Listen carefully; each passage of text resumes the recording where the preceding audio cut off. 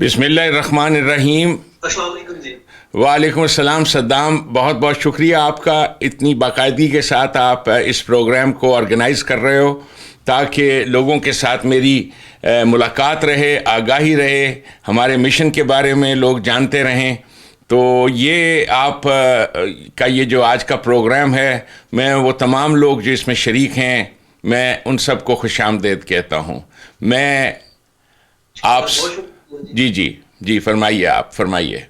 جی doctor صاحب، ہم جو ہے اپنے سوالات کی طرف بڑھتے ہیں، اور سب سے پہلے تو آپ سے، کیونکہ پاکستان جو حالات ہوتے ہیں اور امریکہ کے وہ پاکستان کے ساتھ جڑے ہوتے ہیں، کیونکہ چلانے والا ان کو وہاں امریکہ میں لوگ بیٹھے ہوتے ہیں، تو آج کل جو وہاں پاکستان جو امریکہ میں حالات ہے، اس کے اوپر ڈیٹیل آپ جو ہے لوگوں کو کہ جی وہاں کے جو حالات ہیں اس کے پیچھے کیا راز ہے، کون لوگ ہیں۔ اب تو بہت سی صورتحال واضح ہو چکی ہے، اس میں بیل بھی ہو چکی ہے، جو پولیس جی سرکار ہے کی جو کشیدہ صورتحال۔ جی، میں اس کے بارے میں اہل پاکستان کو جو بات بتانا چاہتا ہوں، یعنی خوشخبری سنانا چاہتا ہوں کہ امریکہ کے حالات کو دیکھ لو کہ یہاں کے لوگ اسی جمہوریت کے مارے ہوئے سڑکوں پر نکلے ہیں، تبدیلی چاہتے ہیں، ڈونلڈ ٹرمپ کو ہٹا کر ڈیموکریٹک پارٹی کو لانا چاہتے ہیں، اور ڈیموکریٹک پارٹی یہ وہی ہے اوباما کی پارٹی جس کو انہوں نے پہلے بھی دیکھا ہوا ہے، اور وہی سائیکل دوبارہ سے چل رہا ہے، اس لیے کہ ان بد نصیبوں کے پاس کوئی آپشن نہیں ہے۔ یہ جو ہنگامے آپ دیکھ رہے ہو، ڈیموکریٹک پارٹی نے باقاعدگی کے ساتھ گزشتہ 4 سال میں گراس روٹ لیول پر کام یہ کیا۔ انہیں معلوم ہے کہ ہم ڈونلڈ ٹرمپ کو تو ہرا نہیں سکتے، لیکن گراس روٹ لیول پہ انہوں نے کام یہ کیا کہ جس طرح جماعت اسلامی پاکستان نے اپنے گڑھ بنائے ہوئے ہیں اور ان کو کہا تھا کہ جی آپ نے سڑکوں پر نکلنا ہے، لوٹ مار چھین کرنی ہے، آگیں لگانی ہے، یہ کرنا ہے، وہ سارے کے سارے جن کو ڈونلڈ ٹرمپ ٹیررسٹ کہتا ہے، امریکن ٹیررسٹ کہہ رہا ہے وہ، تو یہ سارے کے سارے ایک گروہ ہے، اور یہی ڈیموکریٹک پارٹی اب یہ سڑکوں پر آگے لگا رہے ہیں، جلوس نکال رہے ہیں۔ مقصد اس سب کا یہ ہے کہ اتنا شو آف پاور ہو جائے ڈونلڈ ٹرمپ کے خلاف کہ آئندہ آنے والی الیکشنز میں ڈیموکریٹس اور یا ان کا کینڈیڈیٹ جو ہے وہ جیت جائے۔ الیکشنز کو بہرحال الیکشنز ہیں، اس کے بارے میں اتنا ہی کہوں گا کہ آپشن کوئی نہیں ہے ان امریکنوں کے خلاف کہ وہی چلے ہوئے کارتوس، یعنی ڈیموکریٹک پارٹی کون ہے اگر آپ اس کی ہسٹری کریں، جن کو یہ ہمارے سیاہ فام کالے لوگ جو ہیں امریکہ کے وہ سڑکوں پر نکلے ہوئے ہیں، یہ ڈیموکریٹک پارٹی وہ ہے جس کے ایجنڈے میں سلیوری شامل تھی۔ انہوں نے یہ پارٹی بنائی ہی تھی، آج سے کوئی 200 سال پہلے کی یہ پارٹی بنی ہوئی ہے کہ یہ لوگ مخالف تھے کہ غلاموں کو رہا نہیں کرنا، غلام ہم جیسے نہیں ہیں۔ اور دوسری پارٹی جو تھی وہ ایک بڑی، جس کو رائٹ ونگ کرسچن پارٹی کہتے ہیں، اس قسم کے خیالات والے لوگ تھے کہ نہیں، بہرحال ہمیں غلاموں کو آزاد کرنا ہے۔ اینی ہاؤ، جو چیز پاکستانیوں کے لیے خوش آئند ہے وہ پاکستانی آنکھ کھول کر دیکھ لیں کہ امریکنز کے پاس کوئی دوسری آپشن نہیں ہے۔ آپ پاکستانیوں کے پاس بھی، اگر میں سلطان پاکستان کی حیثیت سے نہ اٹھتا، آپ کے پاس بھی کوئی دوسری آپشن نہیں ہے۔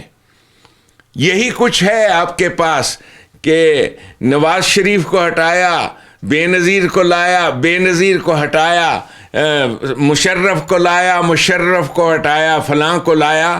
یہ جو کھیل آپ کے ہاں جمہوریت کے نام پہ پاکستان کے جرنیل کھیل رہے ہیں، آپ پاکستانیوں کے پاس آج تک کوئی دوسری آپشن نہیں تھی۔ یہ تیسری آپشن وہ ہے سلطان پاکستان، جس کی حیثیت سے میں یہ عزم کر کے اٹھا ہوں کہ آپ پاکستان کے عوام جس انداز سے آئیں گے اس نظام کے استقبال کے لیے جو اللہ کے قانون پر مبنی نظام ہے، تو اسی دن پاکستان کے یہ آئین کو معطل کرنے کا اعلان کیا جائے گا اور اسی دن ہم ٹیک اوور کریں گے. اور باقاعدگی کے ساتھ اگر آپ اسے امیجن کرنا چاہتے ہو کہ یہ کیا چیز ہوگی، سلطنت پاکستان کا قیام ایک مارشل لا ہوگا، عوامی مارشل لا، جس میں ہم اس انداز سے انقلاب لے کر آئیں گے پاکستان میں، وہ انقلاب جو کتنے 100 سالوں سے مسلمانوں پہ روک کے رکھا گیا ہے، وہ جو نظام محمدی ہے، اسلامی نظام ہے، اللہ کے قانون پہ مبنی نظام. سو یہ اہم لرننگ لیسن ہے امریکہ کو. جب آپ دیکھیں کہ یہ بیچارے سڑکوں پہ نکلے ہوئے ہیں، پتھر کھا رہے ہیں، دھرنے دے رہے ہیں، اور ان کی پشت پناہی بالکل اسی انداز سے کی جا رہی ہے جیسے پاکستان میں دھرنوں کی جاتی ہے، جیسے پاکستان میں وہ مولوی خادم حسین نے اس نے اپنا ایک ایجنڈا رکھا ہوا ہے. تو یہ سارے کے سارے لوگ ایگزیکٹلی اسی چیز کی مثال ہیں کہ امریکہ کی جو اسٹیبلشمنٹ ہے وہ ایک طرف اس کا پاؤں ٹرمپ کی طرف ہے، دوسرا پاؤں اس کا ڈیموکریٹک پارٹی میں ہے. تو یہ جو آپ ہنگامے دیکھ رہے ہو امریکہ کے، اس سے آپ کو صاف نظر آ رہا ہے کہ جمہوریت کے پاس اس کے سوا دینے کو اور کچھ نہیں. آپ دیکھیے کہ وفاداریوں کا جہاں تک تعلق ہے، ڈونلڈ ٹرمپ منتیں کر چکا ہے لوگوں سے، فوج بھی بلائی ہے، ہر چیز کی ہے ڈونلڈ ٹرمپ نے کہ جی واپس چلے جاؤ، ہنگامے نہ کرو، یہ نہ کرو. لیکن لوگ ایمان نہیں رکھتے، مانتے نہیں ہیں بات کو. آپ نے دیکھا ہے یہ کہ لوگ مانتے ہی نہیں ہیں اس جمہوریت کو، اور لوگ سڑکوں پہ نکلے ہوئے ہیں. امریکہ کے لوگ بڑے بد نصیب ہیں، ان کے پاس یہ ایسا چنگل ہے جس میں وہ پھنسے ہوئے ہیں. ان کے پاس کوئی عصر الاسلام نہیں ہے، کوئی ایک عصر الاسلام نہیں ہے جس کے پاس یہ آئیڈیالوجی ہو، جس نے یہ کام کیا ہو، قوم کو بتایا ہو کہ اللہ کی زمین، اللہ کا نظام ہوگا، رزق کی مساوی تقسیم ہوگی، ہم وائٹ ہاؤس کو ٹیک اوور کریں گے، ہم ٹیک اوور کریں گے امریکہ کی کانگریس کو، ہم ٹیک اوور کریں گے امریکہ کے سارے نظام کو، اور یہاں پر اللہ کا نظام لائیں گے.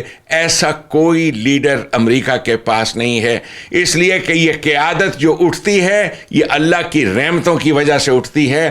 پاکستان پہ اللہ تبارک تعالیٰ کا سب سے بڑا جو رحم ہے وہ یہ کہ یہاں سے یہ جنت پاکستان تحریک اٹھی ہے جو اللہ کے قانون پہ مبنی نظام کی علم بردار ہے، اور جو اس چیز کا اعلان کیے ہوئے ہے کہ ہم کسی جمہوری طریقے سے نہیں آئیں گے اقتدار میں، اس لیے کہ پاکستان کی جمہوریت ایک فراڈ ہے، ایک ڈرامہ ہے جو یہ جرنیل رچاتے ہیں، جن جرنیلوں کی فوج کو صرف اسی لیے امریکہ نے قائم کیا ہوا ہے کہ یہاں وہ اپنے من پسند غلام پیدا کرے.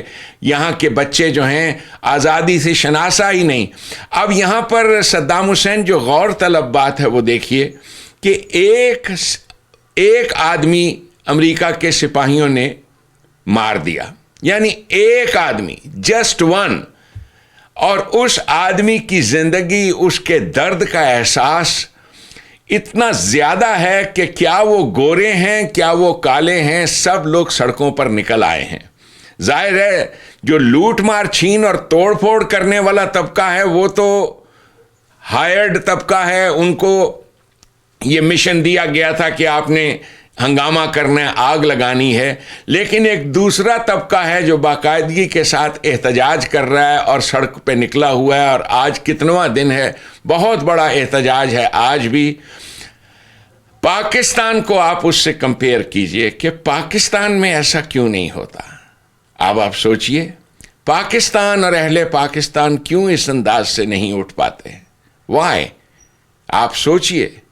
میں اہل پاکستان کو دعوت دیتا ہوں، آپ کے ہاں ساہیوال انسیڈنٹ ہوا، آپ کے ہاں ماڈل ٹاؤن انسیڈنٹ ہوا، آپ کے ہاں پشاور کے آرمی سکول کا انسیڈنٹ ہوا، آپ کے ہاں روزانہ ہر پولیس اسٹیشن میں ساہیوال انسیڈنٹ ہو رہا ہے، ہر جگہ پولیس والا آ کے بندوں کو ڈنڈے مار رہا ہے، سوٹے مار رہا ہے. انسانی حقوق کا وجود ہی کچھ نہیں ہے پاکستان میں. لیکن اس کے باوجود پاکستانی کیوں نہیں اٹھتے؟ آئیے میں آپ کو اس کی وجہ بتاتا ہوں۔ خوف اور بزدلی مذہب کا خاصہ ہوتا ہے، اور مذہب ایسی بزدل قومیں تیار کرتا ہے، خواہ وہ ہندوؤں کا مذہب ہو، خواہ یہ ہمارا اسلام جسے ہم نے نعوذ باللہ نبی پاک صلی اللہ علیہ وسلم کی طرف منسوب کیا ہوا ہے کہ یہ ان کا مذہب تھا، حالانکہ نبی پاک صلی اللہ علیہ وسلم نے انسانیت کو مذہب سے ہی تو نجات دلائی تھی۔ مذہب تو یہود اور نصارہ کا تھا۔ یہ لوگ جن لوگوں نے انقلاب محمدی میں نبی اکرم کا ساتھ دیا، یہ تو حنیف تھے، گاڈ لیس لوگ جو مانتے ہی نہیں تھے کسی خدا کو، ان کے ہاں خدا کا کوئی تصور ہی نہیں تھا۔ تو یہ جو ہمارے ہاں مذہب ہے رائج، اس مذہب کی وجہ سے، اور وہی مذہب جو ہندوؤں کے ہاں رائج ہے، اس مذہب کا آپ اس کا پروڈکٹ آپ دیکھیں، چھوٹا سا بچہ ہوتا ہے جب اسے ڈرایا جاتا ہے خوف سے، یعنی ماں باپ بچے کو کہتے ہیں بیٹا آپ نے نماز پڑھی ہے کہ نہیں پڑھی، صبح کی نماز آپ نہیں پڑھو گے نا تو اللہ خفا ہو جائے گا۔ پھر بچہ پوچھتا ہے جی اچھا اللہ خفا ہو جائے گا تو کیا ہوگا؟ آپ نے دیکھا نہیں ہے محلے میں کیا ہوا ہے اگلے دن؟ وہ تمہارا دوست بشیر جو ہے کیسے اس کی ماں مر گئی ہے، اب بشیر کو روٹی دینے والا کوئی نہیں۔ اچھا جی، اچھا میری ماں مر جائے گی، میری ماں مر جائے گی، نہیں میں اللہ کا حکم مانوں گا۔ آپ دیکھتے ہو کیسے اللہ کا حکم کہہ کر وہ تمام چیزیں جو طارق جمیلوں کا مذہب ہے، جو ان مذہبی بدماشوں کا مذہب ہے، ان پادریوں کا مذہب ہے، کیسے یہ آپ کے ہاں بچپن سے انڈاکٹرینیٹ کی جاتی ہیں، اور پھر آپ کو یہ چیزیں سکھائی جاتی ہیں کہ دیکھنا کہ آپ کا وضو نہ ٹوٹ جائے، اگر آپ کا وضو ٹوٹا ہوا ہے پھر جا کر آپ دوبارہ سے وضو کریں۔ دیکھیں آپ جو ہے نا اللہ کا حکم نہیں مانتے نا تو اللہ پھر آپ سے خفا ہو جائے گا۔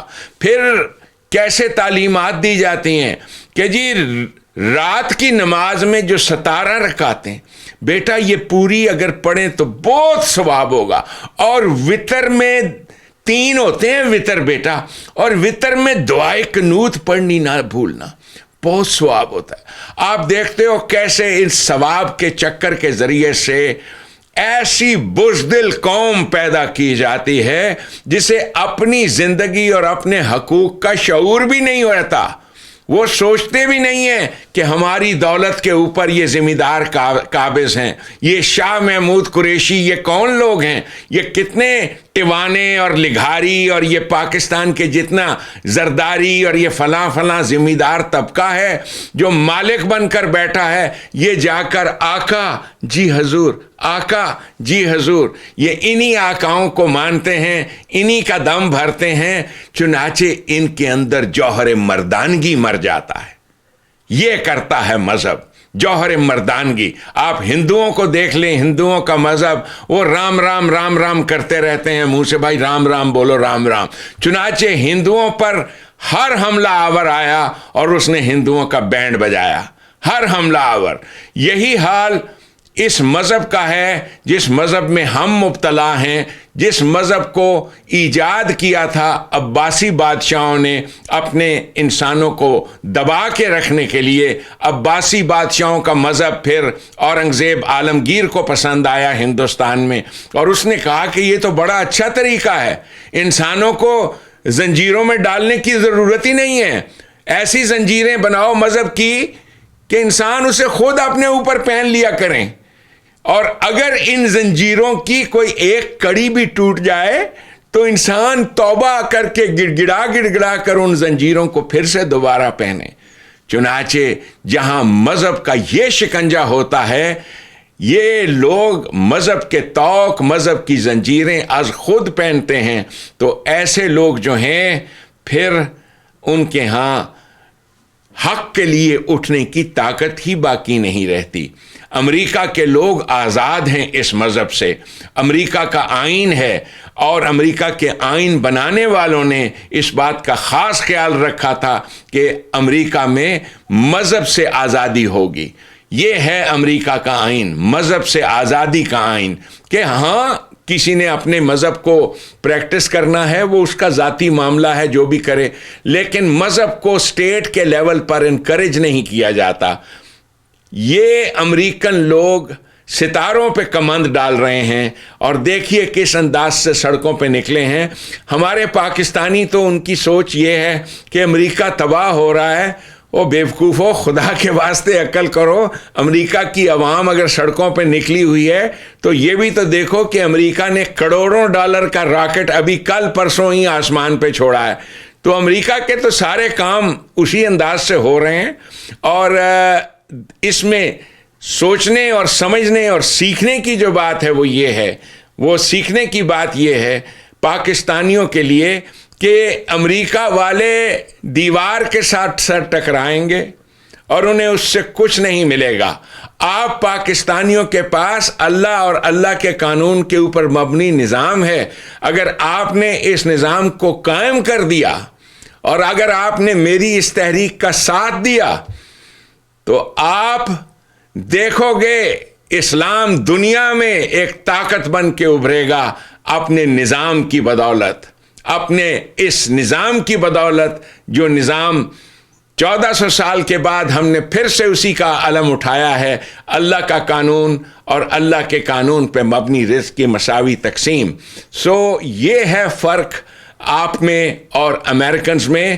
اللہ تبارک تعالیٰ آپ پر بہت مہربان ہے۔ آپ امریکہ کے اندر ہونے والے ان ہنگاموں کو دیکھو، ان فسادات کو دیکھو، ان حالات کو دیکھو، اور سوچو کہ آپ کے پاس کتنی بڑی طاقت ہے۔ قرآن کریم میں ایک عظیم الشان بات جو کہی گئی ہے وہ یہ ہے کہ کسی قوم کی حالت اور تو اور اللہ بھی بدل نہیں سکتا۔ کون بدل سکتا ہے پھر؟ عوام خود اپنے نفسیاتی تغیر، یہ جسے نفس کہا ہے، یہ ہے ان کے بلیف سسٹم۔ کہا جس دن وہ اپنے اس بلیف سسٹم کو بدلتے ہیں، جن نمازوں اور روزوں کے مذہب اور جن چکروں میں انہیں مبتلا کیا ہوا ہے کہ یوں پتھر پہ گر چکر لگاؤ پھر ثواب ہوتا ہے، جن پتھر چکروں میں آپ کو مبتلا کیا گیا ہے، اور یہ تمام چیزیں نبی اکرم صلی اللہ علیہ وسلم کے ساتھ نعوذ باللہ منسوب کر دی گئی ہیں کہ وہ یہ کرتے تھے۔ یہ تمام روایات کا جھوٹا پلندہ، جہاں انہوں نے آپ کے سامنے نہ صرف یہ کہ نبی پاک صلی اللہ علیہ وسلم کو ایک ملنگ بابا بنا کر پیش کیا، بلکہ ان کو ایک جنسی نعوذ باللہ ایک جنسی پرورٹ بنا کر پیش کیا، تاکہ آپ کے ہاں آپ کے دلوں میں ان کی نہ عزت رہے نہ اعتقاد رہے، بس آپ بیٹھ کے یہی سوچو کہ وہ ایک ملنگ بابا تھے۔ نعوذ باللہ۔ تو نبی اکرم صلی اللہ علیہ وسلم کے بارے میں میں نے اپنی تقریروں میں بھی یہ بات لوگوں کو پیش کی کہ 10 سال کی زندگی میں انہوں نے 95 جنگیں لڑی تھیں، 95 جنگیں، 95 ملٹری ایکسپیڈیشنز۔ اس محمد کو پہچاننے کا وقت آ گیا ہے، اس محمد کو جاننے کا وقت آ گیا ہے، اور انسانیت کو دکھانے کا وقت آ گیا ہے کہ یہ ہیں محمد رسول اللہ۔ تو ہمیں آپ کے سامنے یہ تحریک موجود ہے، اور اس تحریک کے اندر آپ کو شمولیت، اس تحریک کے پیغام کو پھیلانا یہ آپ کی ذمہ داری ہے۔ آپ سوچ لو کہ آپ کے اوپر منحصر ہے، آپ اپنا نفسیاتی تغیر کرو۔ جب تک آپ مذہب کے ان عقائد، ان نمازوں، روزوں اور ان پتھر چکروں کے چکر سے خود کو نہیں نکالتے، یہ ہے تغیر نفس، یہ ہے بلیف سسٹمز کا چینج، یہ آپ کو کرنا ہے۔ یہ اور تو اور اللہ بھی نہیں کر سکتا، یہ آپ کو کرنا ہے، اور آپ کو جاننا ہے کہ صلاۃ اس کسے کہتے ہیں، اور آپ کو جاننا ہے، میں نے اپنی تقریروں میں واضح کیا کہ عہد نبوی میں ان باتوں کا مطلب کیا تھا۔ وہ قوم جس نے 50 سال کے عرصے میں آدھی دنیا پہ اللہ کے قانون پہ مبنی نظام قائم کیا تھا، وہ قوم کون تھی جس کی تاریخ کو آپ کے ہاں آپ کی نظروں سے اوجھل کر دیا گیا۔ اب آپ کے اوپر یہ ذمہ داری ہے کہ آپ نے پہچاننا ہے۔ اور میں ان تمام لوگوں کو جو ہماری تقریریں سن رہے ہیں، میں آپ سب سے ریکویسٹ کرتا ہوں، میں جانتا ہوں کہ آپ بہت خوف میں ہو، تو آپ میرے خطبات کو جب شیئر کیا کرو تو ساتھ یہ جملہ لکھ دیا کرو، دیکھو یہ کتا کیا کہہ رہا ہے, اس کتے کو دیکھو. ایسا کرنے سے آپ کی جان بچ جائے گی. اور پاکستان آرمی کے جو درندے ہیں جو آپ کے اوپر چھوڑے ہوئے ہیں, جن کو آپ کو ڈر ہے, آپ بچ جاؤ گے. تو آپ ہمیشہ نیچے جب فارورڈ کیا کرو میری تقریر کو, میرے خطبات کو, اپنی جان بچانے کے لیے. اور میں نے دیکھا ہے بہت سے لوگ اپنی جان بچانے کے لیے ایسا کرتے ہیں. وہ لکھتے ہیں دیکھو اس ظالم غدار کو, دیکھو اس آدمی کو, یہ پاک فوج کو گالیاں دے رہا ہے, دیکھو. ٹھیک ہے, بڑی اچھی بات ہے. آپ سب اسی انداز سے الغیب بن کر خفیہ طریقے سے اس پیغام کا پرچار کرو. اور بالکل یہ بہت اچھی آپ کی ٹیکنیک ہے. ساتھ اپنی جان بچانے کے لیے کچھ جو مرضی کرو, نیچے لکھو, لیکن اس پیغام کو آگے تک پہنچاؤ کہ وہ انسان جس کی آپ کو انتظار ہے, جو آ کے امت مسلمہ کی ہی نہیں انسانیت کی قسمت بدل دے گا, اس نظام کو روشناس کرائے گا. وہ لیڈر جس کا آپ کو انتظار ہے وہ پیدا ہو چکا ہے, آپ کے بیچ میں موجود ہے, آپ کو باقاعدگی کے ساتھ اس انداز سے اویلیبل ہے کہ ایک ہفتے کے دوران صدام, آپ دیکھیے میں حساب کر رہا تھا, ایک ہفتے میں 500 600 1000 کالیں مجھ کو آتی ہیں پاکستان بھر سے, دنیا بھر سے, مختلف لوگوں کی جو اس تحریک کو سراہ رہے ہیں, اور ساتھ ہی کہتے ہیں کہ میں آپ کے خلاف الٹے سیدھے کمنٹ ڈال کے اپنی جان بچاتا ہوں, کیونکہ مجھے ڈر ہے کہ اگر میں نے آپ کی تقریر کو لائک کر دیا تو یہ پاکستان کے فوجی جرنیل اور یہ میرے پیچھے پڑ جائیں گے. سو میں آپ سب کو مبارکباد دیتا ہوں, آپ کی ٹیکنیک بہت اچھی ہے, کیپ اٹ اپ, اس پیغام کو پھیلاتے جائیے.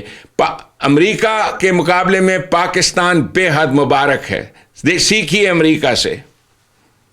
ڈاکٹر صاحب ایک اور یہاں پہ خبریں چل رہی تھی کہ امریکہ میں جو امریکہ کے جنرل ہیں انہوں نے ٹرمپ کا جو ہے حکم ماننے سے انکار کر دیا. اس میں کتنی حقیقت ہے؟ کیونکہ وہ کہتے ہیں کہ ہم کبھی بھی نہیں آپ کی مانیں گے اس معاملے میں کہ جو احتجاج ہو رہے ہیں اس کو روکنے میں اور اس کے اوپر تشدد کرنے میں. بالکل یہ ایسا ہوا ہے. اب آپ دیکھیے کہ ایمان تو اسی چیز کا نام ہوتا ہے نا کہ آپ نے اپنی لیڈر کی بات ماننی ہے. اب آپ امریکہ کی ڈیموکریسی کو دیکھیں کہ امریکہ کی فوج کا یہ حال ہے, فوج کے کمانڈرز نے یہ کہا ہے کہ یہ جو ہمیں احکامات دیے جا رہے ہیں کہ ہم نے سڑکوں پر نکلنا ہے اور جا کر لوگوں کو روکنا ہے, یہ سراصریحاً خلاف ہے. یعنی یہی کام یہ امریکہ کے جرنیل پاکستان میں کرواتے ہیں, افغانستان میں کرواتے ہیں وہاں کی فوجوں سے, یہی کام امریکہ کے جرنیل عراق میں کرواتے ہیں. ہر جگہ امریکہ کے جرنیل یہی کام کرواتے ہیں فوج سے کہ آپ نکلیں اور جا کے عوام کو ڈنڈے ماریں. لیکن خود اپنے ہاں دیکھیے کہ انہوں نے کہا کہ نہیں, ہم نے ایسا نہیں کرنا. سو یہ آپ اس سے آپ جمہوریت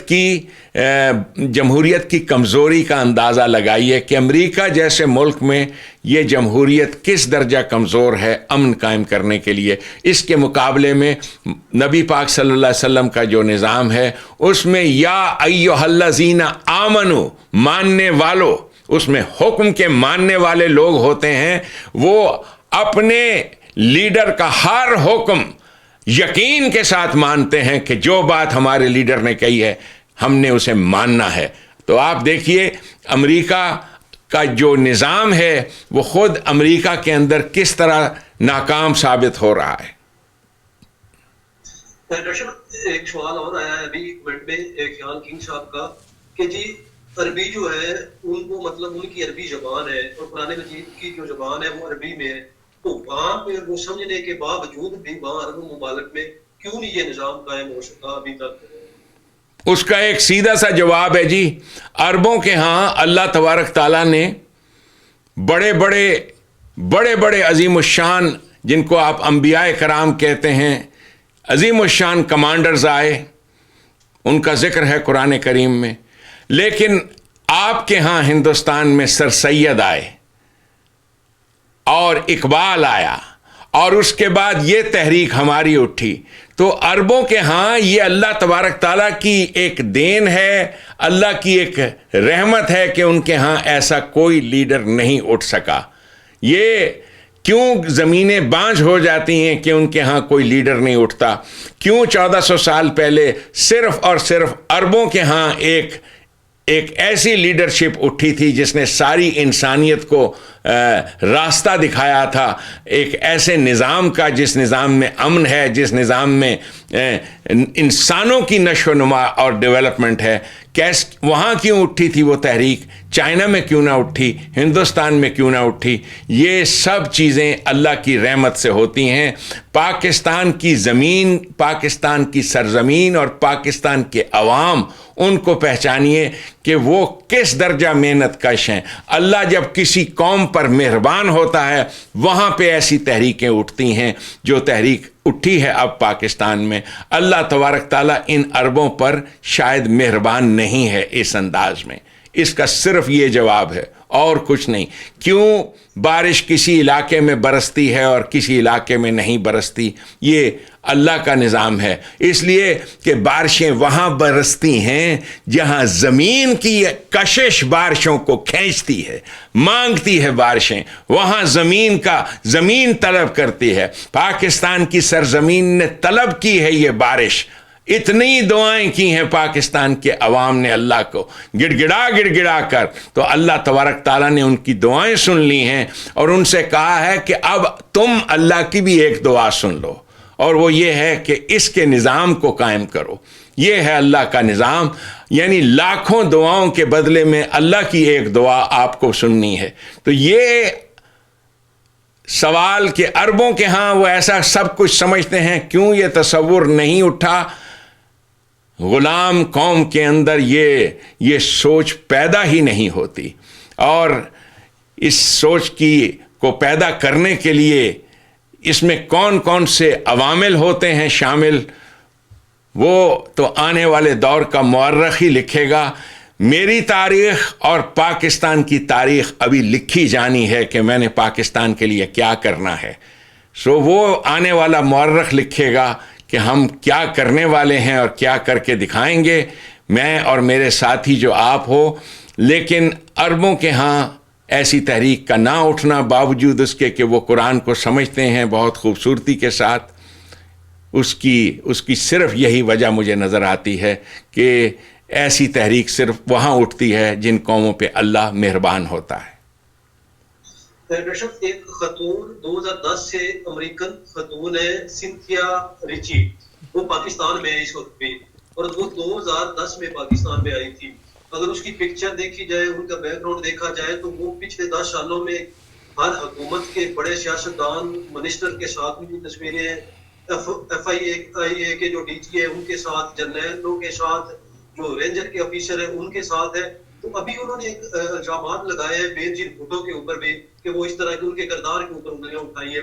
اس کے علاوہ جب پیپل پارٹی کورٹ میں گئی ہے تو انہوں نے کہا کہ یہ رحمان ملک سابقہ وزیر داخلہ ہے پیپل پارٹی دور کے، یوسف رضا گیلانی جو وزیر اعظم ہے، تو انہوں نے یہ الزام آج 9 سال بعد لگایا کہ 2011 میں جو گیلانی ہے انہوں نے ایوان صدر میں میرے ساتھ زیادتی کی تھی اور رحمان ملک نے اپنے گھر میں کی تھی جب میں ویزے کے متعلق مجھ سے ملنے گئی تھی. تو یہ امریکن خاتون ہے پاکستان میں اس طرح یہ کر رہی ہے. اس پہ کیا آپ سمجھتے ہیں کہ یہ حقیقت پر مبنی ہے، 9 سال بعد ایسی باتیں نکل رہی ہے، یا یہ اس کے پیچھے کوئی ہے؟ دیکھیے جی، جو بھی خاتون کہہ رہی ہے اس کو تو انویسٹیگیٹ کرنا اداروں کا کام ہے. اگر میری حکومت ہوتی پاکستان میں تو میں تو باقاعدہ ایک ٹرینڈ انٹرویور ہوں، یعنی جسے ایک سٹرکچرڈ انٹرویو کہتے ہیں. ہم ڈاکٹرز کو یہاں امریکہ میں ٹریننگ دی جاتی ہے، ایک سٹرکچرڈ انٹرویو، ایک اس انداز سے انسان کا انٹرویو کرنا کہ حق سچائی سامنے آ جائے. میں اس کا انٹرویو کرتا اور میں اس سے ساری بات پوچھتا کہ آپ بتائیں، اور پھر اس کے بعد اگر شواہد موجود ہیں کسی بھی چیز کے، کوریبوریٹو ایویڈنس موجود ہے، تو پھر واقعتاً اس کا کیس اور پھر مجرموں کو سزا ملنی چاہیے. That would be my approach. کسی عورت کا بھی الزام لگانا بہت بڑی بات ہے. اب مسئلہ یہ ہے کہ یہ پاکستان کا میڈیا جس انداز سے اس چیز کو اچھال رہا ہے، اور آپ کو تو معلوم ہے کہ یہ میڈیا یہ سارا کا سارا چکر چلایا جاتا ہے عوام کے اٹینشن کو ڈائیورٹ کرنے کے لیے.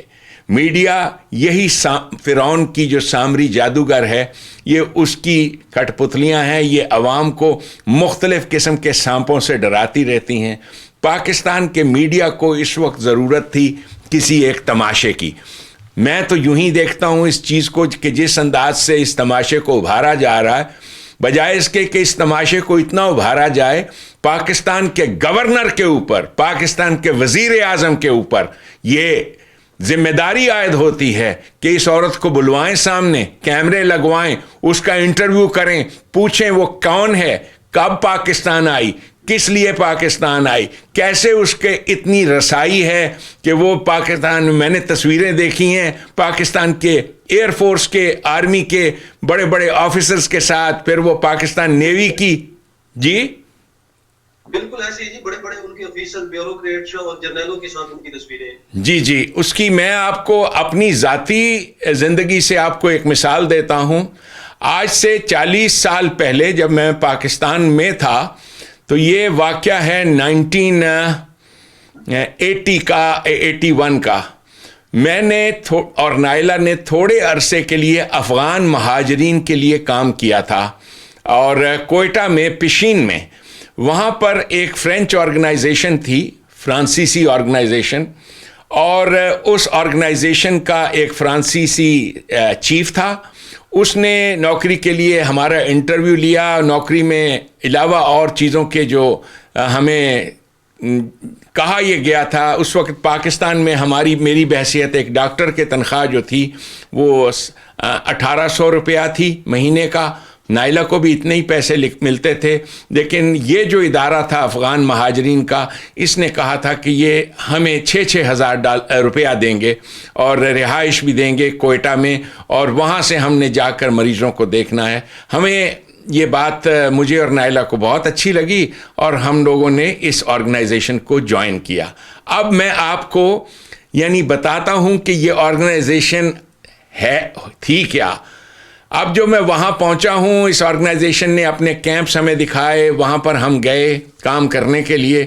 اس آرگنائزیشن میں فرانس کی کوئی 12 عورتیں تھیں، بالکل ویسے ہی جیسے یہ امریکن عورت ہے نا. 12 انتہائی خوبصورت عورتیں تھیں جو نرسز کہلاتی تھیں، اور ایک عورت تھی جو اپنے آپ کو ڈاکٹر کہتی تھی. میں نے تھوڑی دیر بعد انٹرویو جب اس کا کیا تو مجھے پتہ لگا کہ ڈاکٹر تو وہ نہیں ہے، پیدل ہے بالکل. البتہ ایک ان میں جینوئن نرس تھی، سچ مچ کی نرس. باقی ساری کال گرل ٹائپ قسم کی عورتیں تھیں جو اس آرگنائزیشن نے بھری ہوئی تھیں. اب اس آرگنائزیشن کے ساتھ میں نے وہاں پر انہوں نے ایک کیمپ لگایا، ایک تو پشین میں، اور پشین کے پاس پیر علی زئی میں کیمپ تھا بہت بڑا، جہاں پر میں اور نائلہ کوئی 1 مہینہ بھر جاتے رہے. جنوری کا مہینہ تھا، دسمبر جنوری، بہت سخت سردی، لیکن وہاں اس کیمپ میں ہم جاتے رہے. تو یہ جو اس کا چیف تھا، اس کا نام تھا جان میری زمر مین. تو وہ جو چیف تھا، میں نے اس کے ساتھ بات کی، کچھ پوچھا، باتیں کی. میں نیا انگلینڈ سے لوٹ کے آیا تھا اس زمانے میں، تو میں یورپ سے تھوڑا بالکل اجنبی نہیں تھا، تو میں ان لوگوں کو جانتا تھا کہ یہ کون لوگ ہیں. تو وہاں پر ایک دفعہ یہ جان میری زمر مین مجھے اپنے ساتھ لے گیا کہ لورا لائی کے علاقے میں وہاں پر ایک کیمپ کھولنا ہے، بہت بڑا کیمپ کھولنا ہے، یعنی ایک کیمپ افغان مہاجرین کے لیے، اور وہاں پر ایک ہسپتال ہونا. مجھے بڑی خوشی تھی کہ ایسا کر رہا، لیکن میں نے دیکھا کہ رات کے وقت یہ آدمی اور یہ عورتیں ساری کی ساری چلی جاتی تھیں کہیں پہ. اب مجھے بڑی تشویش ہوئی کہ یہ رات کے وقت تو میں نہیں نکلتا، حالانکہ میں اس ملک کا شہری ہوں، باسی ہوں. تو یہ رات کے وقت ان کے پاس جیپ تھی، میرے پاس تو کوئی ٹرانسپورٹ نہیں تھی، لیکن نکلتے تھے یہ. تو ایک دفعہ جب یہ رات کو نکلے جیپ پہ، تو جس طرف بھی جا رہے تھے میں نے پیچھے جانا شروع کیا. پاکستان کے ایک سیاسی لیڈر تھے اکبر بگتی صاحب جو تھے، ان کے گھر میں دعوت تھی. میں نے باہر سے جھانک کے دیکھا، میوزک بج رہا ہے، ڈانس ہو رہے ہیں، اور جناب وہاں پر ہمارے آرمی کے افسر بھی پہنچے ہوئے ہیں، بڑی بڑی رنگ رلیاں ہو رہی ہیں اور تماشے لگے ہوئے ہیں۔ میں نے کنات کے پیچھے سے چھپ کے دیکھا، پھر وہاں پر وہ جو ڈرائیور تھے جو باہر کھڑے تھے، انہوں نے مجھے دیکھ لیا کہ میں آیا ہوا ہوں اور دیکھ رہا ہوں۔ تو میں جب واپس آیا تو اگلے دن اس زمر مین نے مجھ سے پوچھا کہ تم کیا کر رہے تھے؟ میں نے اسے کہا تم مجھے بتاؤ تم کیا کر رہے تھے؟ تمہارے پاس تو جو قانون ہے جو میں جانتا ہوں وہ یہ ہے کہ تمہارا کوئی تعلق نہیں ہے پاکستان کے کسی سیاسی لیڈر سے ملنا، بلکہ تمہارا تو علاقہ ڈیفائنڈ ہے، تم جا نہیں سکتے۔ میں نے اس کی ایک بہت بڑی کمپلینٹ لکھ کر پاکستان آرمی، اس زمانے میں ضیاء الحق صاحب کا زمانہ تھا، مارشل لا لگا ہوا تھا، مارشل لا ایڈمنسٹریٹر کو دی، تو اس آدمی نے میرا منہ چڑھاتے ہوئے، اور یہ خفیہ کمپلینٹ دی تھی، اور خفیہ کمپلینٹ دی، اور جو پاکستان آرمی کے کرنل صاحبان تھے انہوں نے جا کر مجھے اور نائلہ کو انٹرویو کیا۔ میں نے انہیں بتایا کہ اس آدمی کو رات کو رشینز ملنے آتے ہیں، اور میں نے خود دیکھا ہے اپنی آنکھوں سے، بہت سارے ایسے لوگ ملتے ہیں، یہ آدمی ڈبل کراس کر رہا ہے امریکہ کو بھی اور پاکستان کو بھی ایسے۔ تو یہ جو ہمارے مارشل لا ایڈمنسٹریٹر صاحب تھے، انہوں نے ایسے جاسوسانہ انداز میں ساری رپورٹ لکھی اور کہا کہ جی بہت بڑا ایکشن ہوگا، بس آپ کو کسی کو یہ بتانا نہیں ہے۔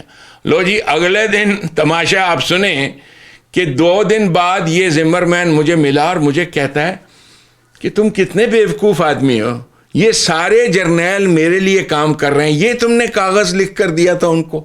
اس نے میری رپورٹ جو خفیہ تھی وہ لکھی ہوئی دکھائی جو میں نے مارشل لا ایڈمنسٹریٹر کو دی۔ کہنے لگا اس قوم کے سارے لوگ، اور اس نے بڑا گندا لفظ استعمال کیا، اور اس نے کہا کہ میں یہ یعنی بہت گندا لفظ استعمال کیا، اور اس نے کہا کہ جتنے فوجی ہیں میں ان کو پکڑ کر ان کو I can hang them by their testicles, میں ان کو ان کے خصیے کے ساتھ لٹکا سکتا ہوں، اور تم بیٹھ کر تم اچھے بھلے آدمی ہو، تم اس کام میں کیوں پڑ گئے ہو؟ اور اس نے کہا every third person in your country is working for somebody else, why are you not working for somebody else؟ ہر تیسرا آدمی آپ کے پاکستان کا کسی اور کے لیے کام کر رہا ہے۔ یہ اس کے الفاظ تھے۔ یہ وہ پاکستان ہے جس سے میں نکلا اپنی جان بچا کے۔ وہاں پر پھر میں اب اس بات کی ڈیٹیل میں جانا نہیں چاہتا، میرے پر باقاعدگی کے ساتھ اٹیک بھی ہوا اور پھر مجھے دھمکی دی گئی۔ میں پرانی بات ہے، مجھے اس کے دکھ ہوتا ہے اس ساری چیز کا ذکر کر کے۔ میں آپ کو بتانا یہ چاہتا ہوں کہ آپ کا یہ جو فوجی طبقہ ہے، جرنیل طبقہ، یہ باہر سے جو عورتیں آتی ہیں ان کو جب لا کر انٹروڈیوس کرایا جاتا ہے کہ یہ ان کو پروٹوکول دینا ہے، تو بالکل ویسے ہی جیسے گوروں کو یہ ہم عادی ہیں پروٹوکول دینے کے، تو یہ لوگ آ کر انجوائے کرتے ہیں پاکستان کو، یہ کام کسی اور کے لیے کر رہے ہوتے ہیں۔ ان کا مشن ہے پاکستان کے اندر مختلف قسم کی جسے کہتے ہیں نا پنجابی میں تھڑتھلی مچانا، شور مچانا، فساد مچانا، تاکہ تو یہ سب کے سب کسی پولیٹیکل ایجنڈا پہ کام کر رہے ہیں۔ تو آئی ایم ویری شیور کہ this too is just nothing else but a political agenda of, and this time it is the political agenda of the party in command, جو حکومت کر رہی ہے پارٹی آپ کی، ان کا یہ مشن ہے، ان کا مقصد ہے۔ میڈیا تو انہی کے پاس ہے نا، اگر وہ چاہیں کہ ایک حرف بھی میڈیا پہ نہ آئے تو نہیں آ سکتا۔ تو یہ ہے میرا تجزیہ اس معاملے میں۔ پاکستان اسٹیل مل ہے جی جس میں 10,000 کے قریب مزدور کام کرتے ہیں۔ ابھی پچھلے دنوں کورونا کے بعد پہلے ہی لوگ مرے ہوئے تھے، اب کیا ہوا ہے کہ انہوں نے 10,000 مزدور مطلب 10,000 گھروں کو بے روزگار کر دیا ہے۔ ان کو ڈاکٹروں سے کہا کہ نکال دیا کہ اسٹیل مل نقصان میں جا رہی ہے، ہم ان کو سیلریاں نہیں دے سکتے۔ حکومت یہ کہہ رہی ہے کہ ہمارے پاس سیلریوں کے لیے نہیں ہے۔ تو ان مزدوروں کے لیے آپ کیا کہیں گے کہ ان بیچاروں کا ان کو کون پوچھنے والا، اور حکومت کو کیا کہیں گے؟ اسٹیل مل کی ناکامی ہے، جو یہ بڑے بڑے دعوے کرتے تھے، نعرے مارتے تھے ہم آج اس کو چلائیں گے، یہ کریں گے۔ دیکھیے جی، میرے پاس جو نظام کا تصور ہے اس نظام میں کسی انسان کو، خواہ وہ سو مچ سو کہ اگر میں پاکستان کے سلطان کی حیثیت سے پاکستان کی ہائیسٹ پوزیشن پہ ہوں، اور کوئی مزدور اگر مجھے بھی گولی مار کے قتل کرے تو اسے بھی نوکری سے نہیں نکالا جائے گا۔ یہ پاکستان کا جو نظام ہے آپ کا، اس میں نظام حکومت ہے ہی نہیں۔ مزدور بیچارہ کیوں نہیں پوچھتا کہ آپ کے پاس ان ایم این ایز کو دینے کے لیے پیسے ہیں؟ آپ کے پاس پیسے ہیں موجود جو آپ رنگ رلیاں منا رہے ہیں سارے پاکستان میں، جو فوجی رنگ رلیاں، اس کے لیے پیسے ہیں آپ کے پاس؟ یہ جو جرنیل اور یہ بڑی بڑی شادیاں جو پاکستان میں ہو رہی ہیں، اس کے لیے پیسے ہیں؟ یہ اس پیسے کو ضائع کرنے کے لیے پیسے ہیں؟ اور نہیں ہے پیسے تو صرف اس غریب کے لیے نہیں ہے کہ جس کو نوکری سے نکال دیا۔ تو یہ ان کے ہاں وہ گورنمنٹ کا تصور، government as a good mother, یہ تصور ہے ہی نہیں پاکستان کے اندر۔ کیونکہ ہاں امریکہ کے اندر یہ تصور ہے۔ کسی انسان کو جب کسی بھی انسان کو جب نوکری سے نکالا جاتا ہے، فرسٹ آف آل تو سب سے بڑی چیز جو امریکہ کے اندر موجود ہے وہ یہ ہے کہ آپ کسی بھی جاب کے اندر جب 4 یا 6 مہینے کام کر لیتے ہو، آپ کا رشتہ اس آرگنائزیشن کے ساتھ وہی ہوتا ہے جو میاں اور بیوی کا رشتہ ہوتا ہے۔ جیسے اگر آپ کو طلاق ہو جائے تو آپ اس کے اندر آپ کی ایکوٹی ہے، آپ کا حق ہے اس کے پیسے کے اوپر۔ چنانچہ اگر کسی آدمی کو فائر کیا جاتا ہے، نوکری سے نکالا جاتا ہے، تو اس کو اس کے حق کے مطابق وہ ساری کی ساری پینشن ملتی رہتی ہے، تا حیات ملتی رہتی ہے۔ یہ تو امریکہ کا نظام ہے۔ پاکستان کے اندر ایسا کوئی نظام نہیں ہے۔ لوگوں کے سروں کے اوپر تلوار لٹک رہی ہوتی ہے کہ کل کلاں کو ہمیں نوکری سے نکال دیا گیا تو ہم کیا کریں گے۔ یعنی میرے ساتھ بہت سارے لوگ جو اس تحریک میں ہمارے ساتھ شامل ہیں، وہ پاکستان کے گورنمنٹ سرونٹس ہیں، ہمارے ساتھ شامل ہیں۔ یعنی کتنی تعداد ہے میں نہیں بتاؤں گا، پاکستان آرمی کے کتنے لوگ ہیں شامل ہیں، وہ کہتے ہیں اگر کسی کو پتہ چل گیا تو نوکری سے نکال دیے جائیں گے۔ تو یہ نوکری اور نوکری سے نکالے جانے کا اور ان چیزوں کا جو خوف ہے، یہی وہ دہشت ہے جو فرعون قائم کرتا ہے، اور فرعون کا نظام جو ہے اسی دہشت، اسی خوف کے ساتھ چلتا ہے۔ اب جن کو نوکری سے نکالا گیا ہے، یہ نشانہ عبرت ہے، لوگوں کو عبرت دلانی ہے پاکستان کے باقی لوگوں کو کہ دیکھو اگر ان کو نکال سکتے ہیں تو تمہیں بھی نکال سکتے ہیں، کل کلاں کو تمہیں بھی نکال دیں گے۔ سو دیٹ از واٹ فرعون سسٹم از، فرعون کا نظام یہی ہے۔ تو ان غریبوں کو، ان کو میں سب کو دعوت دے رہا ہوں کہ اس تحریک کی طرف دیکھو، اور جس دن یہ انقلاب اٹھے اس دن اپنے اسلحے بندوقوں کے ساتھ اٹھو اپنے حق کے لیے۔ پاکستان کے اندر آپ کا حق ہے، پاکستان کے اندر میرا حق ہے، اور ہر پاکستانی کا بلا لحاظ مذہب اس پاکستان کے اوپر اسی طرح سے حق ہے جیسے باپ اور ماں کی جائیداد پہ حق ہوتا ہے۔ اور اس حق کو آپ کو منوانا ہے، بزور شمشیر منوانا ہے، اس لیے کہ آپ کی قوم کے یہ جرنیل جو آپ کے اوپر بیٹھے ہیں، یہ کبھی آپ کے سامنے اس حق کو آپ تک روشناس تک بھی نہیں ہونے دیتے۔ آپ کو چکروں میں ڈالے رکھتے ہیں، ثواب کے چکروں میں۔ نمازیں پڑھو، دیکھا تم نے نمازیں نہیں پڑھی تھی، روزے نہیں رکھے تھے، دیکھا نا اب نوکری سے نکال دیا گیا۔ ہم ہمیشہ کہتے تھے دیکھا اللہ تعالیٰ کا عذاب آ گیا ان پر، اوئے ہوئے ہوئے ہوئے۔ تو یہ جو فرعون کا نظام ہے، یہ عوام کو اس چکر میں مبتلا رکھتا ہے کہ نمازیں پڑھو، توبہ استغفار کرو، اور منہ سے آوازیں نکال کر گڑگڑا کر دعائیں مانگتے رہو، یا اللہ میرے ابو سلامت رہیں، ہمیں نوکری سے نہ نکالا جائے، یا اللہ ہم نوکری سے ہمارے ابو نہ نکلیں۔ اس خوف کے ذریعے سے یہ فرعون کا نظام اور اسے قائم کرتے ہیں۔ یہ لمبی دعا مانگنے والا جو آپ کے ہاں ایک مولوی ہے، کیا نام ہے اس کا، طارق جمیل، مولوی طارق جمیل، تو یہ ماڈل آپ کے سامنے، نعوذ باللہ کہ حضرت محمد صلی اللہ علیہ وسلم کیسے تھے، وہ جی مولوی طارق جمیل جیسے تھے. نعوذ باللہ اس مرد مجاہد کو ملا دیا ہے اس نالی کے کتے کے ساتھ جس کا روزگار ہے بادشاہوں کو سلام کرنا اور بادشاہوں کو قصیدے سنانا, جس کا روزگار ہے حکومتوں کا. اس نالی کے کتے کے ساتھ ملا رہے ہیں لوگ نبی پاک صلی اللہ علیہ وسلم کو. ہر جگہ یہ نالیوں کے کتے جو ہیں انہیں آپ لوگوں نے ممبر رسول پر ہماری سرکار گورنمنٹوں نے بٹھایا ہوا ہے تاکہ لوگوں کو انہی چکروں میں, انہی حسین خوابوں میں کہ دیکھو توبہ استغفار کرو, نمازیں پڑھو, روزے رکھو, ثواب اللہ کا ذکر کرو, اللہ کی رحمت کے لیے طلبگار کرو, منہ سے آوازیں نکالتے رہا کرو, یہ اس کام میں مبتلا رکھو.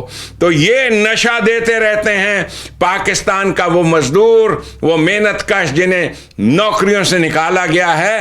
جانو کہ آپ کو اس نظام کے قیام کے لیے اٹھنا ہے. کراچی میں بہت بڑا مرکز ہے ہمارے ایسے بہترین ساتھی موجود ہیں جو ریکروٹمنٹ کر رہے ہیں جنت پاکستان کی تحریک کے لیے.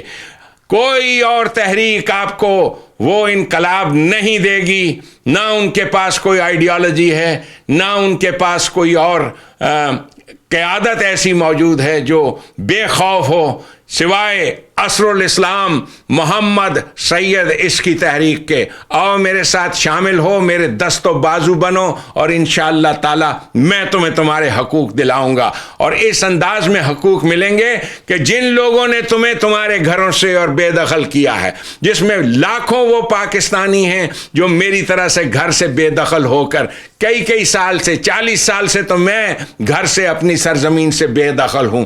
تو جس انداز سے ہمیں بے دخل ہونا پڑا, جس کی وجہ سے اسی انداز سے ان ظالم حکمرانوں کو, ان جرنیلوں کو ان کی کوٹھیوں سے, ان کے گھروں سے بے دخل کیا جائے گا. اور یہ حقوق ملیں گے, ان کے گھروں میں واپس جگہ ملے گی کن کو, ان مزدوروں کو. اللہ کا لاکھ شکر ہے کہ آئیڈینٹیفائبل ہیں یہ پاکستان کے, یہ جس کو آپ یوتھیا کلاس کہتے ہو, جو عمران خان کا سپورٹر, پاکستان کا سرمایہ دار طبقہ ہے, یہ ممی ڈیڈی طبقہ. ان کو ان کے بالوں سے پکڑ کر ان کے گھروں سے نکالا جائے گا انشاءاللہ تعالی.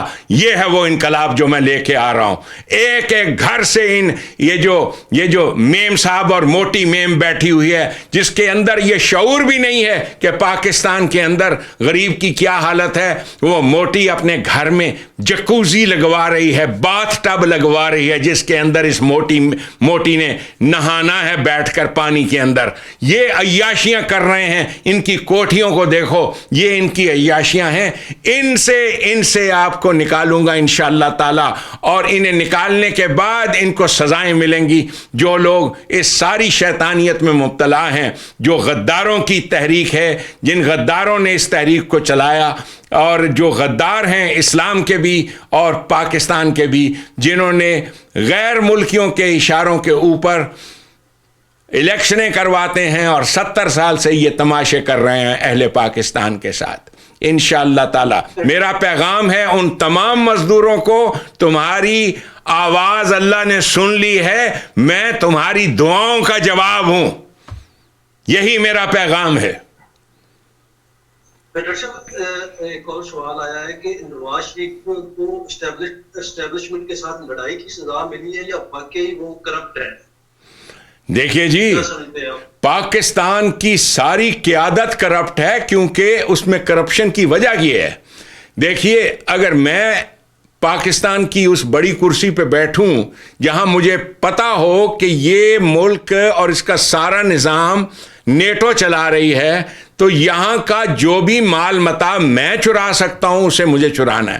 نواز شریف کی حقیقت کیا ہے, جس انداز سے جو کچھ دکھایا گیا, کیسے اس نے محل بنائے, کیا اس نے کوٹھیاں بنائیں. نواز شریف کے علاوہ جہانگیر ترین, شاہ محمود قریشی, یہ جتنے لوگ آپ کے ہاں ہیں جو الیکشنیں لڑتے ہیں, یہ جو سرمایہ دار طبقہ ہے آپ کا, یہ وہی جاگیردار طبقہ ہے, صاحب بہادروں کا طبقہ, خان بہادروں کی اولادیں, یہ سارے کے سارے اسی کرپشن کے ساتھ اس نظام کو چلاتے ہیں. ہر وہ آدمی جو پاکستان کی گورنمنٹ کے ساتھ کسی بھی وقت میں منسلک رہا ہے, سوائے اس کے جس نے ہجرت کی ہے, ہر وہ آدمی جو ہے وہ غدار ہے، ہر وہ آدمی جو ہے جو اس گورنمنٹ کے ساتھ منسلک ہے وہ اس میں باقاعدگی کے ساتھ اس چوری میں شامل ہے. اس میں نواز شریف ہی نہیں، آپ کا ہر وہ government servant, senior government servant جو حب الوطنی کے نعرے لگوا کر لوگوں کو جہاد کی ترغیب دیتا ہے کہ پاکستان کے لیے بس آپ کا کام ہے لڑنا مرنا، کٹ جاؤ مر جاؤ، اس پیٹریٹزم کی خاطر جھنڈا ہمارا سلامت رہے، آپ نے لڑنا مرنا ہے. یہ تمام لوگ مدتوں سے بے وقوف بنا رہے ہیں پیٹریٹزم اور حب الوطنی کے نام پر آپ کو. یہ تمام کے تمام اتنے ہی کرپٹ ہیں جتنا نواز شریف ہے. تو کیا کیا گیا ہے نواز شریف کے ساتھ؟ کوئی سزا نہیں ملی. یہ اندر سے ملی بھگت ہے بھیا سب کی. یہ ہاں جی ایک پیسہ نہیں دیا اس نے اور 50 روپے کے اسٹامپ پیپر پہ باہر چلا گیا. ہاں جی، اصل شہود و شاہد و مشہود ایک ہیں. حیران ہوں پھر مشاہدہ ہے کس حساب میں. یہ سب ایک ہیں. یہ جو آپ انکوائریاں کرتے ہو یہ کس حساب سے کرتے ہو؟ یہ سب ایک ہیں. یہ آپ کی اسٹیبلشمنٹ اور یہ سب ایک آدمی کو بھی کوئی سزا نہیں ملی ہے. اور اس کی طرح انشاءاللہ تعالی ہم ڈالیں گے. جس وقت عوام کا انقلاب آئے گا اس دن آپ دیکھنا کیسے. ابھی آج میں تقریر کرنے سے پہلے، یہ ابھی آپ کے پاس بیٹھنے سے پہلے، معاف کیجئے، آپ کے ساتھ یہ کلام کرنے سے پہلے کو آدھا گھنٹہ پہلے میرے گھر کے پیچھے بیک یارڈ میں جہاں میں رہتا ہوں، چونکہ ارد گرد جنگل بیابان ہے، جب میں نے یہ گھر لیا تھا تو یہاں پر بہت جنگلی جانور تھے جن میں ایک خاص قسم کا سور ہے جو آتا ہے. تو میں ان کو شوٹ کرتا تھا، پاک کیا اس علاقے کو، مارا. ابھی تھوڑی دیر پہلے میرے گھر میں انہوں نے اطلاع دی خان صاحب نے کہ یہ پیچھے دیکھیں ایک بہت بڑا جانور آیا ہوا ہے. اب میں تو ان کو پاک صاف کر چکا ہوں. تو آپ سے بات کرنے سے پہلے 5 منٹ پہلے جا کے میں نے اس کو شوٹ کیا. اسی انداز سے جب آدمی کسی کو گولی مارتا ہے نا، اس چیز کو کہتے ہیں انگریزی میں آئسولیشن آف افیکٹ. یہ آپ اپنے جذبات کو اپنے آپ سے علیحدہ کر لیتے ہو اور پھر جا کر گولی مارتے ہو. جس طرح سے سوروں کو گولی ماری جاتی ہے، جس طرح سے ان جنگلی سوروں کو گولی ماری جاتی ہے، اس طرح سے پاکستان کے ان ظالموں کو گولیاں ماری جائیں گی. جن لوگوں نے پاکستان کے لیے غداری کی اور جو کام کر رہے ہیں نیٹو کے لیے، جنہوں نے آج تک آپ کو یہاں تک یہ بھی نہیں بتایا کہ پاکستان کا آرمی کا چیف امریکہ سلیکٹ کرتا ہے اور اس وجہ سے ہم آرمی کے چیف کو سلامیاں کرتے پھرتے ہیں، جنہوں نے اتنا سچ بھی آپ کے ساتھ نہیں بولا. تو انشاءاللہ تعالی جب پاکستان جاگے گا، پاکستان کے عوام جاگیں گے، آپ کے ہاتھ میں بندوقیں ہوں گی، آپ کے ہاتھ میں تلواریں ہوں گی اور آپ انہیں گولیاں مارو گے. بالکل ویسے ہی جیسے اس گفتگو کی شروعات میں جس وقت میں اس سور کو گولی مار رہا تھا، میرے دماغ میں بھی پاکستان کے چند سور آئے تھے. انشاءاللہ تعالی انہیں میں اپنے ہاتھوں سے قتل کروں گا انشاءاللہ تعالی. یہ میرا آپ سے وعدہ ہے. آپ دیکھنا میں نے پاکستان کو کیسے پاک صاف کرنا ہے. ڈاکٹر صاحب، گلگت بلتستان سے ایک ساتھی کا سوال ہے. جس طرح کشمیر کی آئینی حیثیت کو انڈیا نے ختم کر دیا تھا، اسی طرح پاکستان نے بھی پیپل پارٹی دور میں وہاں جو گلگت بلتستان کی آئینی حیثیت تھی اس کو ختم کر کے اپنے انڈر لے لیا، اپنے قبضے میں لے لیا. تو اس پر آپ کیا کہیں گے؟ وہ گلگت بلتستان کے جو ساتھی ہیں وہ کہہ رہے تھے کہ اس کو آپ کیسے دیکھتے؟ کیا انہوں نے ٹھیک کیا ہمارے ساتھ؟ کیا دیکھیے جی، جتنا بھی علاقہ پاکستان کے انڈر تھا، گورنمنٹ آف پاکستان نے اپنی مصلحت کے تحت اور اپنے عوام کی مصلحت کے تحت ان سب کو ایک 1 یونٹ کے اندر لیا. اس 1 یونٹ کے تابع وہاں کے عوام کو پورا اختیار ہونا چاہیے کہ وہ اپنا ڈپٹی کمشنر، اپنا کمشنر اور اپنے پولیس آفیسر اور اپنی جوڈیشری قائم کریں. جہاں پر ایسا نہیں ہوتا وہاں پر لوگوں میں پھر یہ خیال آتا ہے کہ پاکستان آرمی نے ان پر قبضہ کر لیا ہے. یہی پرابلم بلوچستان میں ہے، یہی پرابلم ہمارا مشرقی پاکستان میں ہوا تھا. اور ہمیں جب تک ہم right of self government Pakistan کے ہر علاقے کو نہیں دیتے کہ وہاں کے عوام میں سے ایک آدمی وہاں کا سلطان ہو اور اس کے پاس ہر علاقے کے پاس یعنی گلگت کا ایک سلطان ہو اور اس کے پاس پوری کی پوری فیڈرل گورنمنٹ کی سپورٹ ہو کہ وہ اپنے عوام کی فلاح و بہبود کے لیے کیا کرتا ہے. اور ایسا چونکہ نہیں کیا گیا اس لیے گلگت کے اندر یہ اور گلگت اور پاکستان کے اور بہت سارے علاقوں میں یہ چیز پائی جاتی ہے کہ ان کے ساتھ زیادتی ہوئی ہے. پاکستان میں کس کے ساتھ زیادتی نہیں ہوئی ہے؟ جو ہمارے گلگت کے لوگ شور مچا رہے ہیں یا ہمارے خیبر پختونخوا میں جو ہمارے جن کو فاٹا کہتے ہیں وہ تمام علاقے وہاں کے لوگ کیوں شور مچا رہے ہیں؟ اس لیے کہ ان کو رائٹ آف سیلف ڈٹرمنیشن ہم نے دیا ہی نہیں. تو ہم کس منہ کے ساتھ کشمیر اور کشمیر کی بات کریں؟ تو یہ الگ بات ہے. تو بالکل غلط ہے. آپ کے ساتھ جو کچھ بھی ہو رہا ہے ظلم ہے. انشاءاللہ تعالی آپ کو آپ کا حق ملے گا. ڈاکٹر صاحب ایک نوجوان کا سوال ہے کہ یہ سلطنت پاکستان قائم ضرور ہوگی لیکن اس کا جو سلطان ہوگا وہ کیسے سلیکٹ ہوگا؟ سلطنت پاکستان کا سلطان بالکل اسی انداز میں سلیکٹ ہوگا جیسے آپ ایک آرگنائزیشن کو قائم کرتے ہو تو پہلے ایک آدمی ایڈ ہاک پوزیشن پہ آتا ہے ایک ٹیمپرری پوزیشن میں. میں 4 سال کی مدت ایک ٹیمپرری پوزیشن میں ایک مارشل لا ایڈمنسٹریٹر کی حیثیت سے آپ کے ہاں موجود ہوں گا اور اس کے بعد جب اس نئے کانسٹیٹیوشن اور اس نئے نظام کی طرح پڑ جائے گی اس پیریڈ میں اور پاکستان ایک جنت نظیر بن جائے گا, پاکستان کے اندر باقاعدہ عین جمہوری اصولوں کے مطابق وہی جمہوری اصول جس میں ایسا نہیں ہوگا کہ جو سرمایہ دار ہیں وہ الیکٹ ہوں, بلکہ وہ انسان جن کے اندر صلاحیتیں ہیں, ٹیلنٹس ہیں, وہ تمام کے تمام ڈیبیٹس کے ذریعے سے اپنی لیڈرشپ دکھائیں گے کہ وہ اپنے علاقے میں کیا کرنا چاہتے ہیں. تو ان کو پھر رائٹ آف سیلف ڈٹرمنیشن دیتے ہوئے ان میں سے ایک اور سلطان منتخب ہوگا اور یوں یہ سلسلہ آگے چلے گا. یہ تمام باتیں پاکستان کے نئے کانسٹیٹیوشن میں عیاں ہوں گی. ایڈ ہاک پوزیشن جسے ٹیمپرری پوزیشن کہتے ہیں, اس ٹیمپرری پوزیشن کی حیثیت میں ایک کمانڈر ایک قوم چنتی ہے, ایک آدمی کو جیسے ایک باپ ہوتا ہے وہ اٹھتا ہے اور اس کے بعد وہ بتاتا ہے کہ نیکسٹ کون ہوں گے. اس سارے نظام کو اسی انداز سے قائم کیا جاتا ہے. یہ تمام چیزیں پاکستان کے نئے آئین میں ہیں جو سلطنت پاکستان کی ویب سائٹ پہ لکھا ہوا ہوگا. انشاءاللہ تعالی وہ آئین اور وہ ویب سائٹ جو ہے تشکیل پا رہی ہے.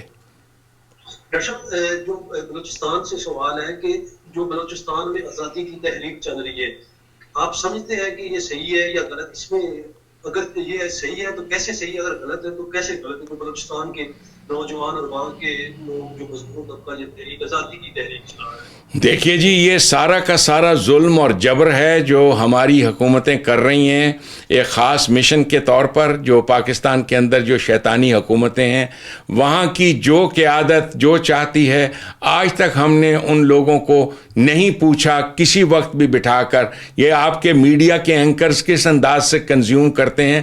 کبھی بلوچستان کے اندر, یعنی میں کوئٹہ میں رہا ہوں, بلوچستان کے جو مختلف قبائل کے سردار ہیں ان کو بٹھا کر پوچھئے کہ وہ اپنے لیے وہ کون سا نظام چاہتے ہیں.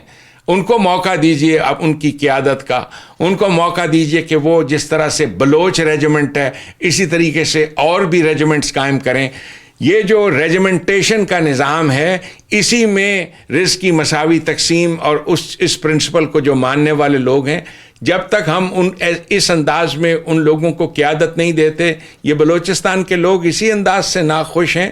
اور ناخوش اس لیے ہیں کہ پاکستان کے جو گورنمنٹ ہے انہوں نے نہ صرف یہ کہ پاکستان پر قبضہ کیا ہوا ہے بلکہ پاکستان کے ہر کونے خدرے میں ان لوگوں نے اپنی بدماشی رچائی ہوئی ہے. آپ اگر بلوچستان میں جائیں وہاں پر دیکھیے, جا کر آرمی کے میس کو دیکھیں اور ڈاک بنگلوز کو دیکھیں, وہی گورے کے زمانے کے ڈاک بنگلوز ہیں. میں نے بلوچستان بہت سارا پھرا ہے جی, اور یہ اسی انداز سے جو گورے کا نظام تھا وہی چل رہا ہے. اور غریب بلوچ جو ہے وہ بیچارہ ان کے گھروں کو جا کر دیکھیں, ان کی زندگیوں کو دیکھیں, کیسے انہیں کنٹرول کیا ہوا ہے, کیسے ان پر ظلم ہو رہا ہے.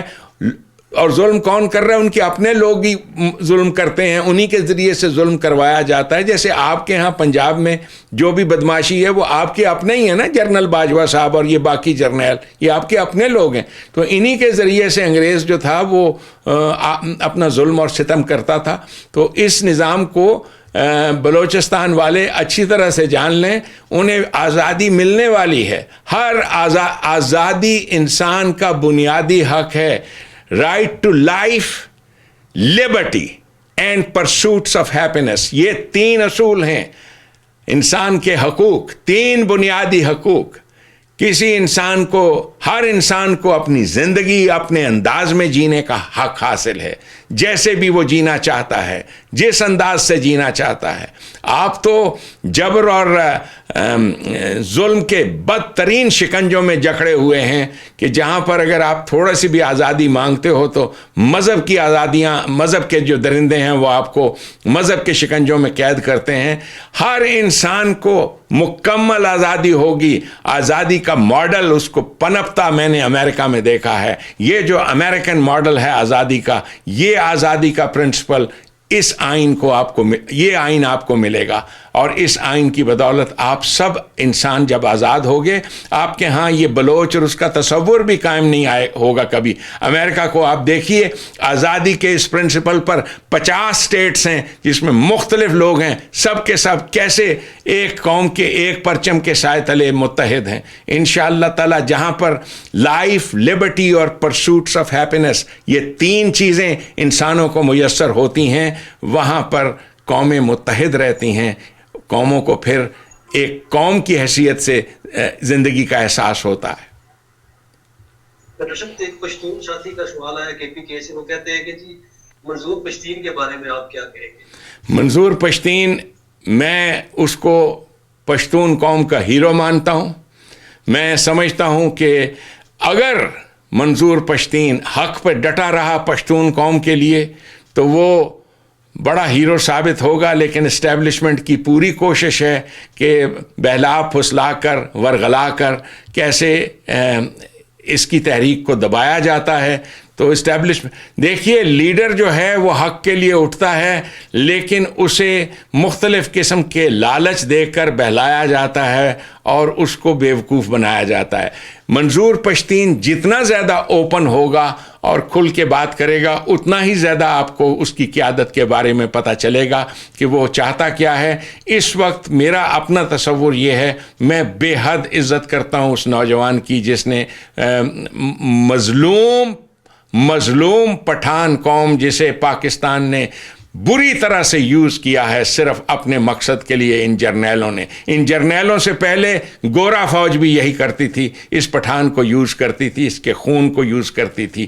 اور لاکھوں کی تعداد میں، ہزاروں کی تعداد میں پٹھانوں نے جو سفر کیا ہے، ان مظلوموں کی آواز منظور پشتین ہے. میں اسے سلام پیش کرتا ہوں، اس کی لیڈرشپ کو. اگر وہ میرے ساتھ شامل ہو جائے، میں اس ہیرے کو چمکاؤں گا اور انشاءاللہ تعالی وہ پشتون قوم کا ایک ایسا لیڈر بن کے اٹھے گا کہ پشتون قوم یاد کرے گی ہمیشہ. ورنہ وہ اسی طرح سے گمگما جائے گا جس طرح سے ایک کوئی بھی نیشنلسٹ لیڈر اٹھتا ہے اور گمگما جاتا ہے.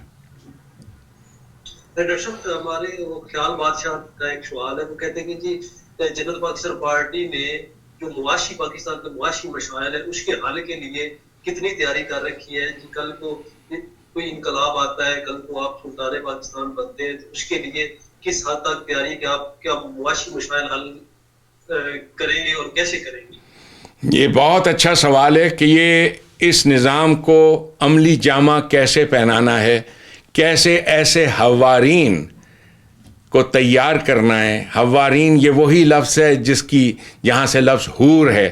حور قرآن نے لفظ استعمال کیا ہے یوتھ کے لیے، نوجوانوں کے لیے.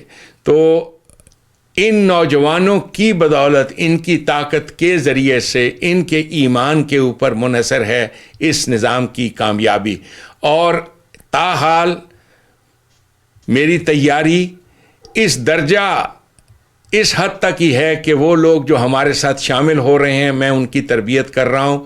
لیکن چونکہ میری آواز کو روکا گیا ہے اور میں مین سٹریم میڈیا پہ نہیں ہوں، جس وقت میں مین سٹریم میڈیا پہ مجھے موقع ملا انشاءاللہ تعالی تو آپ دیکھنا کہ جو بیسٹ مائنڈز ہیں پاکستان کے وہ اس نظام کے قیام کے لیے اٹھیں گے میرے ساتھ، اور انشاءاللہ تعالی ہم اس نظام کو قائم کریں گے۔ جہاں تک اس کی تیاری کا تعلق ہے، اس نظام کی جو بنیادی خد و خال ہیں ان کے بارے میں میں نے بڑی واضح تقریر کی ہے، اور اس تقریر کی سمری ہے بسم اللہ الرحمن الرحیم، اللہ کا قانون جو رحمان ہے، جس انداز سے ماں کے پیٹ میں رزق دیتا ہے اسی انداز سے ساری قوم کے افراد کو رزق کا ملنا۔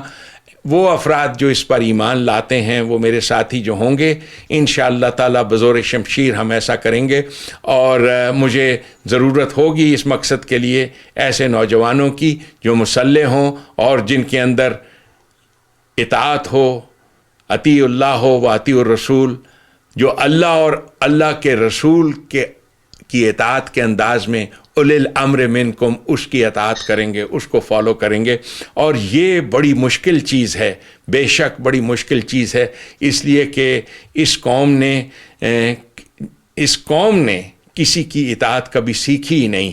یہ قوم خوف میں جو ہوتے ہیں ان کے ہاں اطاعت کا جذبہ ہی نہیں ہوتا، اوبیڈینس کا جذبہ نہیں ہوتا، تو یہ ایک مشکل کام ہے قوم کی اس انداز سے ایسی تربیت کرنا۔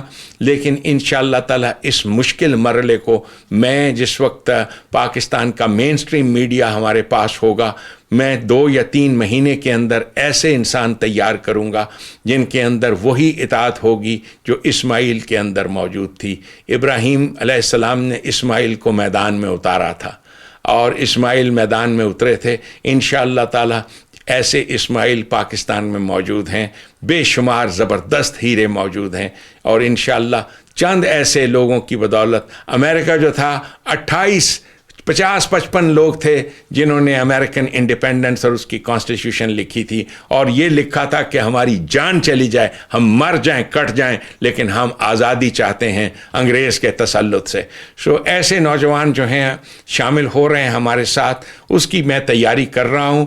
بالکل ابھی تک تاحال تیاری غیر مکمل ہے، مجھے اس بات کا اعتراف کرنے میں کوئی حرج کوئی تکلیف نہیں ہوتی، لیکن اس میں جتنی میری بساط ہے اس کے مطابق میں ہر طرف چومکھی جسے جنگ کہتے ہیں، 4 فرنٹ پر میں جنگ لڑ رہا ہوں۔ ایک طرف پاکستان فوج کے یہ پروپیگنڈسٹ ہیں جو کیسے کیسے ویڈیوز چلاتے ہیں، جیسے ایک آدمی نے وہ ویڈیو بنایا جس میں میری فیملی کی تصحیح کی گئی، میری فیملی، میرے گھر کی عورتوں کو، میری بہنوں کو اس ویڈیو میں دکھایا گیا، نام لینے کی تو اس نے جرت نہیں کی۔ تو میں چوکنا ہوں اس وقت، بڑا ہوشیار ہوں، کیونکہ ان لوگوں کے بس کا ان کا کچھ نہیں جاتا، یہ پروپیگنڈا کر کے کیسا کسی انسان کو بنا دیں گے اسے متنفر کرنے کے لیے۔ تو یہ جنگ ایک طرف میں لڑ رہا ہوں، دوسری جانب مجھے اس قوم کو زندہ جو کرنا ہے، اس کے نوجوانوں کے ساتھ بات کر رہا ہوں، ان کی تربیت کر رہا ہوں۔ ہماری قوم کے نوجوانوں نے کبھی عورتوں کے ساتھ مل بیٹھ کر بات چیت سلیقے کے ساتھ کرنے کا طریقہ نہیں سیکھا۔ ہمارے جو واٹس ایپ کے گروپس ہیں اس میں نوجوان ایسے موجود ہیں جن کی بڑی اچھی تربیت ہو رہی ہے۔ اس کے علاوہ ہمارے نوجوانوں نے واٹس ایپ گروپس کے سے نکل کر اور انداز میں اپنے گروپس بنائے ہیں، اپنے قبیلے کے نام سے، مختلف جو ان کی پاکستان کے اندر لوگ ہیں انہوں نے اپنے گروپس بنائے ہیں، اور ان گروپس کے ذریعے سے یہ انقلاب جو ہے اٹھ رہا ہے، اور اس کے اندر میں ان کی تربیت کر رہا ہوں، ان کو تعلیم دے رہا ہوں، بیسیکلی حدود اللہ کی تعلیم دے رہا ہوں کہ یہ وہ باؤنڈریز ہیں جن کو مانا جاتا ہے، مل جل کے کیسے کام کرنا ہے۔ تو یہ تربیت جو ہے یہ ایک آن گوئنگ پروسیس ہے، انشاءاللہ تعالی یہ میری ذمہ داری ہے۔